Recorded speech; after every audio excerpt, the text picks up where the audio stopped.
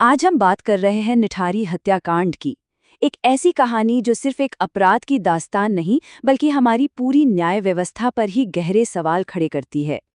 तो सबसे बड़ा सवाल यही है कि भारत के सबसे बदनाम, सबसे सनसनीखेज मर्डर केसेस में से एक आखिर पूरी तरह से बिखर कैसे गया।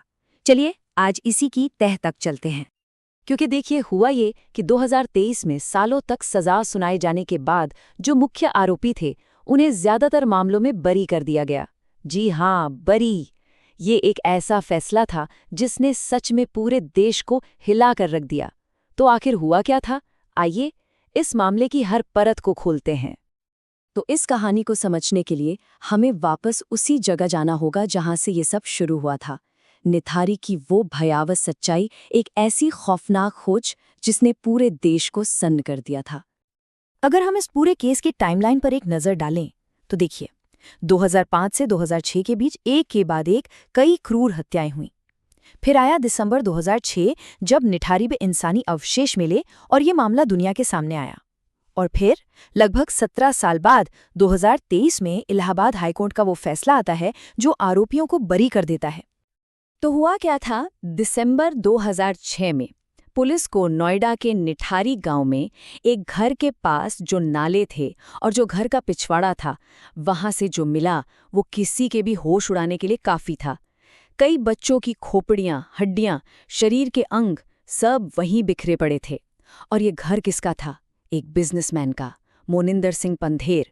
और उसी के साथ रहता था उसका घरेलू नौकर सुरिंदर कोली। तो इस तरह इस केस के केंद्र में दो लोग आ गए। एक तरफ था मोनिंदर सिंह पंधेर, घर का मालिक, एक बिजनेसमैन, और दूसरी तरफ था सुरिंदर कोली, उसका डोमेस्टिक हेल्पर, जो उसी प्रॉपर्टी पर रहता था।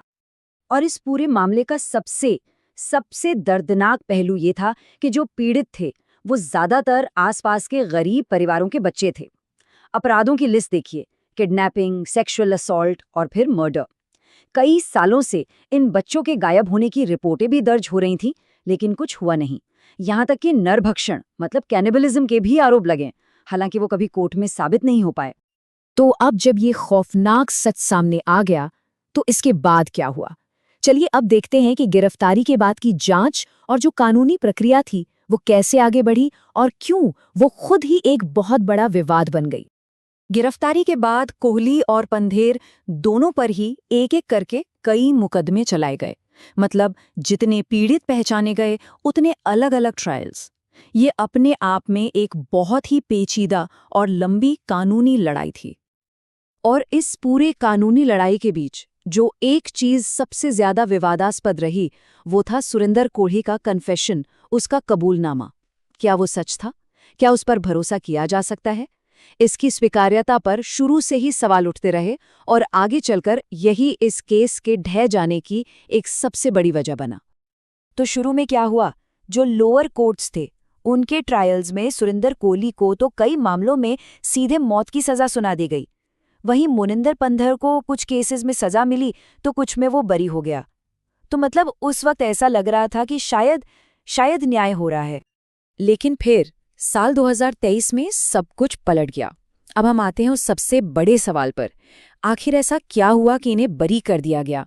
ये पूरा केस ताश के पत्तों की तरह ढह क्यों गया? इलाहाबाद हाई कोर्ट ने अपने फैसले में जो वजहें बताईं वो चौंकाने वाली थीं। कोर्ट ने साफ साफ कहा, 1. जांच बहुत ही खराब तरीके से की गई थी। 2. प्रॉपर सबूतों का अभाव था। और 3. जो भी सबूत पेश किए गए वो बेहद कमजोर थे। कोर्ट ने इन्वेस्टिगेशन की प्रक्रिया की जबरदस्त आलोचना की। ये कहा गया कि पूरा का पूरा केस सिर्फ परिस्थितिजन्य सबूतों मतलब सर्कमस्टेंशियल एविडेंस पर टिका था। सीधे शब्दों में कहें तो इस केस की नींव ही खोखली थी। तो जाहिर है इस फैसले ने सिर्फ आरोपियों को बरी नहीं किया, इसने अपने पीछे एक नाकाम जांच की विरासत और ढेरों अनसुलझे सवाल छोड़ दिए हैं। इस एक केस ने हमारे सिस्टम की कई बड़ी बड़ी कमियों को आईना दिखा दिया। जैसे कि जब बच्चे गायब हो रहे थे तो उनकी रिपोर्ट्स को लेकर पुलिस की लापरवाही, हमारी फोरेंसिक जांच के स्टैंडर्ड में कितनी गहरी खामियां हैं ये भी सामने आया। और इन सब के चलते पुलिस रिफॉर्म्स की जरूरत पर एक राष्ट्रव्यापी बहस छिड़ गई। अगर हम सार देखें तो इस केस में हमारा सिस्टम कई मोर्चों पर फेल हुआ। जांच में देरी हुई, उसमें गड़बड़ियां हुई, जबरदस्ती कबूलनामा करवाने के आरोप लगे, मीडिया ने इसे हद से ज्यादा सनसनीखेज बना दिया और हमारी न्याय व्यवस्था एक ठोस नतीजे तक पहुंचने के लिए संघर्ष करती नजर आई। ये केस एक क्लासिक उदाहरण है कि जब सिस्टम के हर पुर्जे में कोई ना कोई कमी हो तो नतीजा क्या हो सकता है। और आखिर में ये हमें एक बहुत ही गंभीर सवाल के साथ अकेला छोड़ जाता है कि जब इंसाफ की तलाश ही अपने पीड़ितों को नाकाम कर दे तो फिर होता क्या है। उन परिवारों का क्या जिन्हें आज तक ये पता नहीं चला कि सच क्या था।